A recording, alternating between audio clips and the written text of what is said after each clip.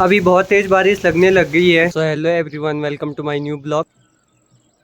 सो भाई, जैसे कि आप लोग देख सकते होंगे, मैं फिर से वापस आ चुका हूँ एक न्यू ब्लॉग के साथ। अभी डोलू भाई और मैं आज गांव के शिवालय में जा रहे हैं। हम घर में खाली थे तो हमने सोचा मंदिर में भगवान के दर्शन करके आ जाते हैं थोड़ा। ये हमारे शिवालय का धारा है। आजकल तो इसमें पानी बहुत कम आ रखा है, पर बरसात के टाइम पे बहुत ज़्यादा पानी आता है इसमें।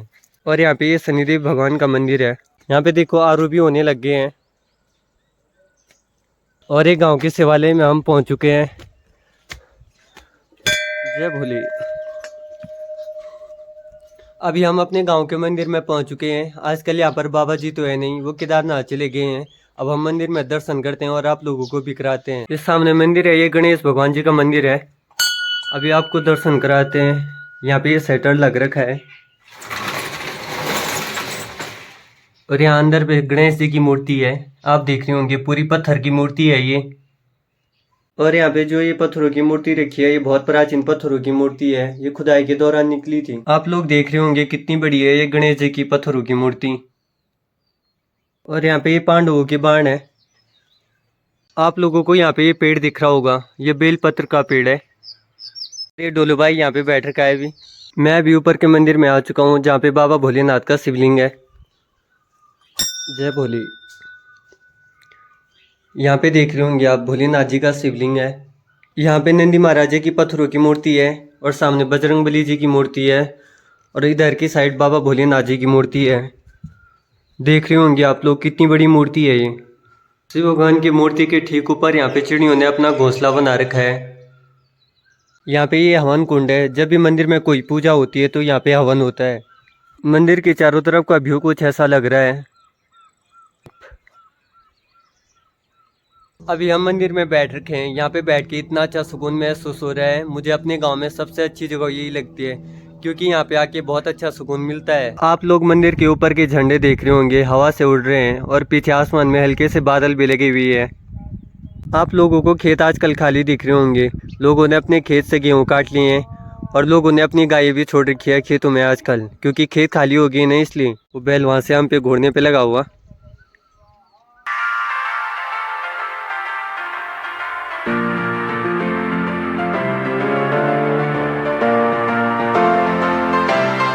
अभी मंदिर से वापस तो हम आ चुके हैं। अब सीधा घर जा रहे हैं, क्योंकि धूप भी बहुत ज़्यादा होने लगी है। ये रेड रेड फल दिख रहे होंगे आपको, बचपन में हम बहुत खाया करते थे इसे। अभी हम रास्ते में चल रहे हैं। हमें सांप की इतनी ज़्यादा डर लग रही, क्योंकि अब गर्मियों का टाइम आ गया है, सांप भी बाहर निकलने लग जाते हैं। अब ये हमारे गाँव का बहुत पुराना बॉड़ का पेड़ है। देख रहे होंगे आप कितना बड़ा है ये। यहाँ नीचे पे ये दो गाय हमारी है। आजकल खेत खाली हो रखे तो घर वालों ने छोड़ दिए, वो भागने बैठ गया वहाँ। अब ये भी भागेगा काला वाला। और यहाँ पे दादी घर के मसाले पीस रही है।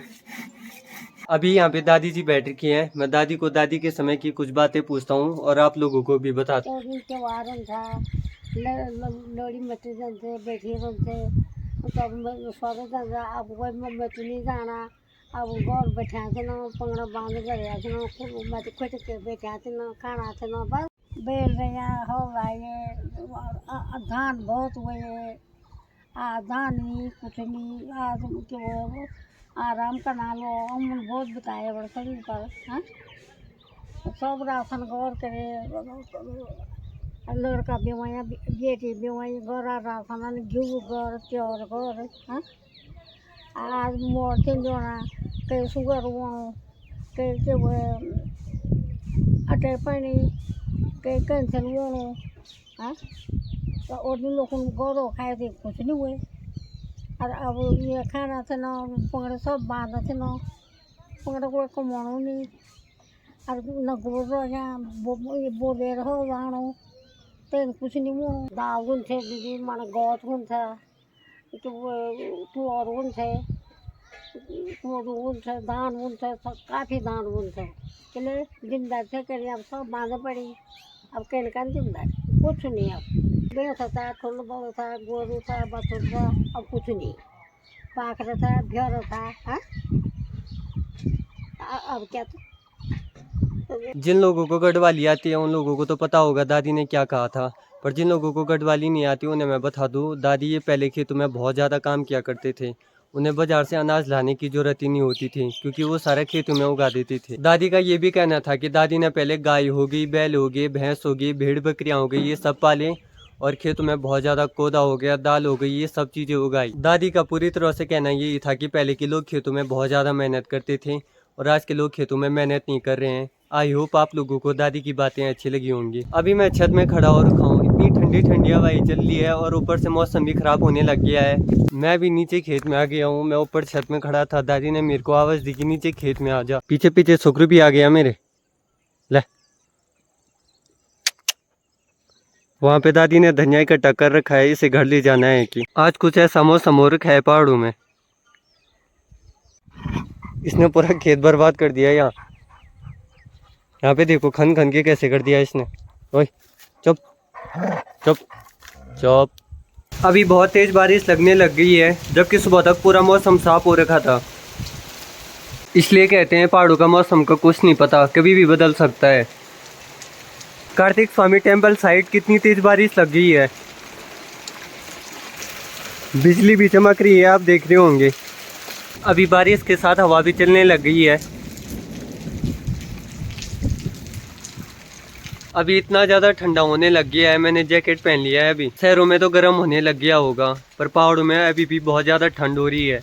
अभी आप लोग चारों तरफ देख रहे होंगे कितनी तेज बारिश लग रखी है।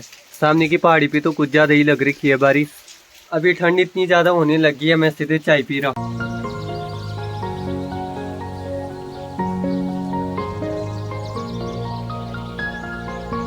सो भाई, आज के ब्लॉग के एंड यहीं पे करते हैं। आई होप आप लोगों को आज का ब्लॉग अच्छा लगा होगा। मिलते हैं अगली वीडियो में, तब तक के लिए बाय।